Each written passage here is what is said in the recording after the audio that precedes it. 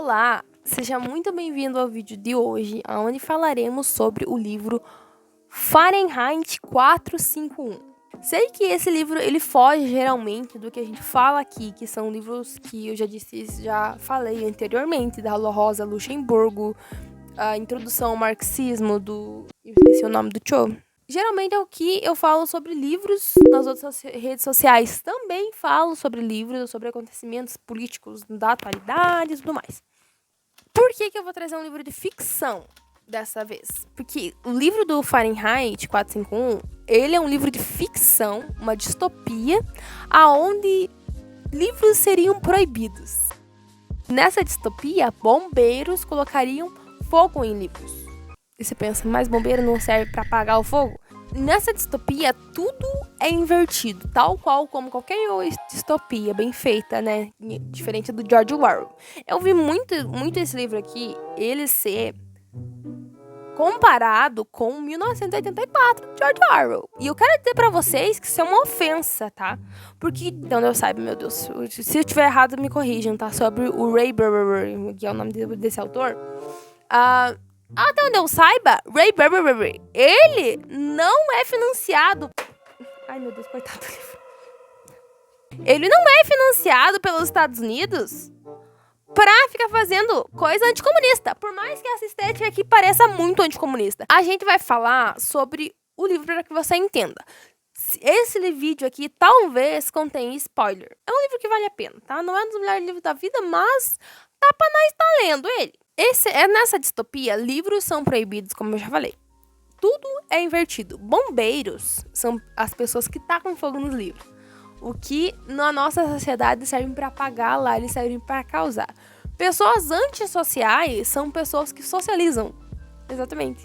Isso o livro explora muito, gente. Explora muito, muito bem essas distopias, assim, essas coisas invertidas e tudo mais. Até que o momento, né, esse bombeiro Montag, que é o personagem principal, ele encontra uma garota de 17 anos que faz perguntas demais. No caso, ela seria, né, antissocial.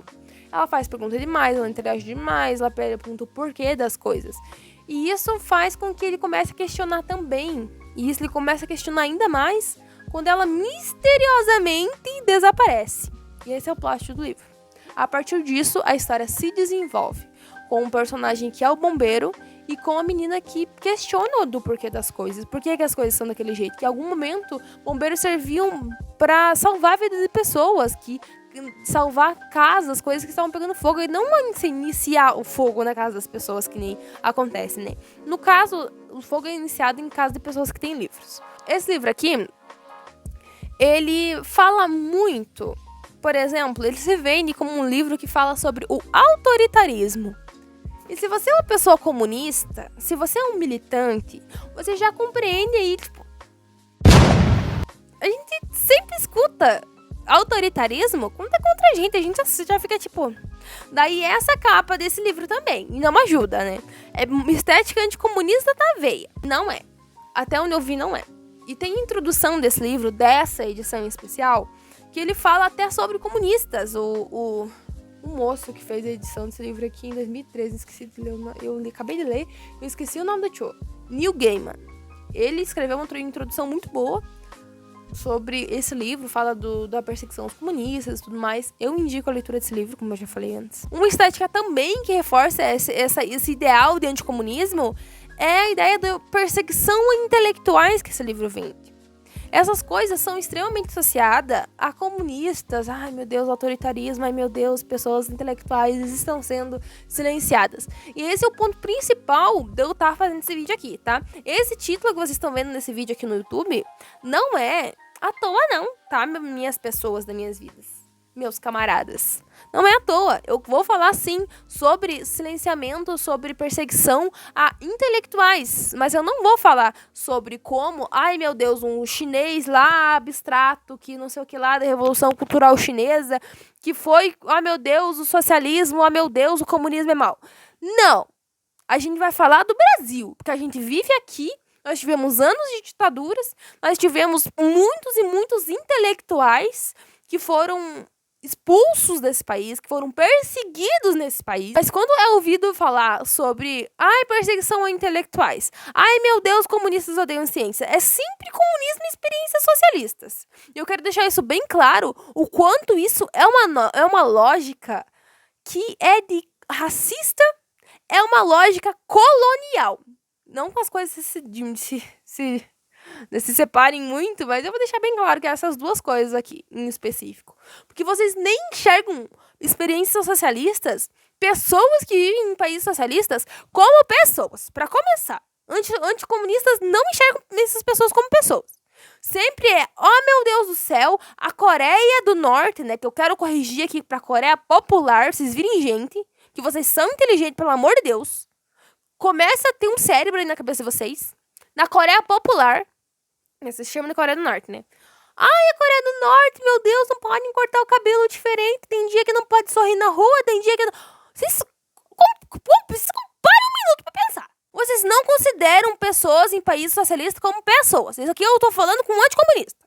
Aqui eu tô falando com um ser humano que cai nessa ladainha de Brasil Paralelo, de Facebook, das coisas, de choquei. Não. Vira gente. Cria vergonha na tua cara. Essas coisas sempre são muito associadas a comunistas. E eu quero deixar muito claro, experiências comunistas, né? Eu quero deixar muito claro que se tem um país que perseguiu intelectual, foi aqui, tá? Durante a ditadura civil, empresarial, militar.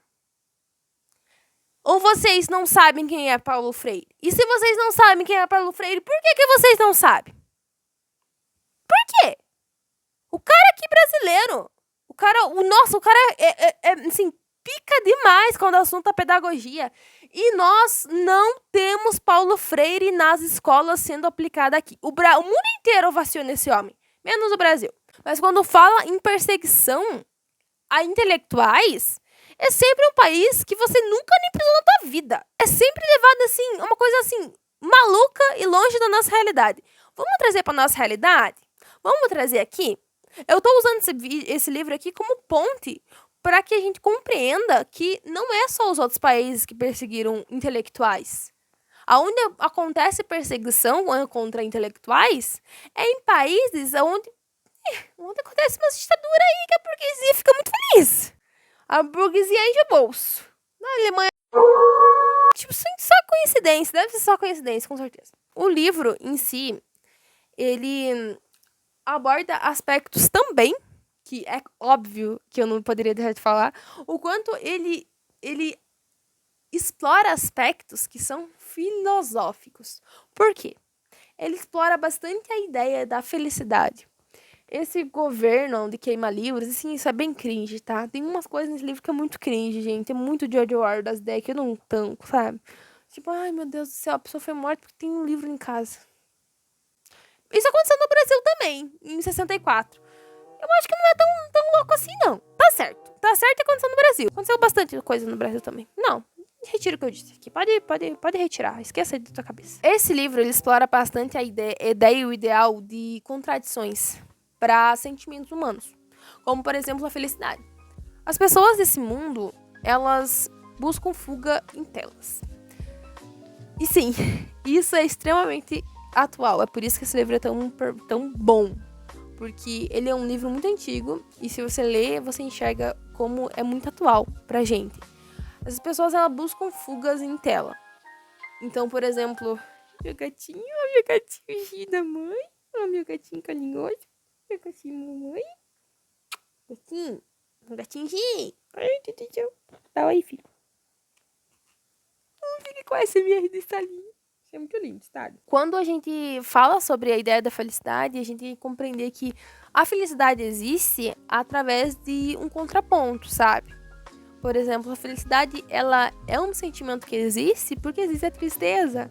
Existe uma dialética acontecendo. Palavra linda, dialética. Ai, eu tatuaria dialética no meu corpo. Eu amo essa palavra. É uma dialética acontecendo entre uma coisa e outra, sabe? A felicidade só existe porque a tristeza existe. A tristeza só existe porque a felicidade existe. E esses sentimentos opostos fazem com que as coisas aconteçam, sabe? E nesse livro as pessoas não vivem de verdade, sabe? Elas estão ali existindo Mas o marido, por exemplo, não conhece a esposa e tudo é muito triste. E as pessoas buscam um refúgio em telas. E a gente sabe quanto isso é atual. Eu já falei, tô repetindo de novo, porque eu vou me dar esse direito de repetir. A ideia com que esse tipo de sociedade se vende é uma ideia de sociedade onde, por exemplo, não existe tristeza. Só que o que não existe é a liberdade pra sentir tristeza. Se vende como uma sociedade perfeita, onde você não precisa pensar, onde você não precisa se preocupar com política, onde você não precisa fazer as coisas, assim, então todo mundo é feliz.